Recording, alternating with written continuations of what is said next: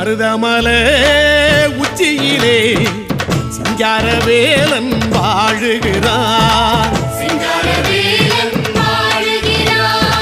பள்ளி மகள் தூதுவர சிங்காரவேலன் ஆடுகிறான்.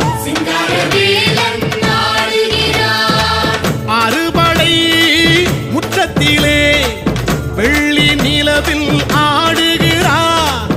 ஆதிசிவன் ஓடி வந்து பிள்ளை தமிழே பாடுகிறான். மலை மலை அழகா தங்கச்சிலை அழகா ஆடி வரும் முருகா அருள் தரும் முருகா.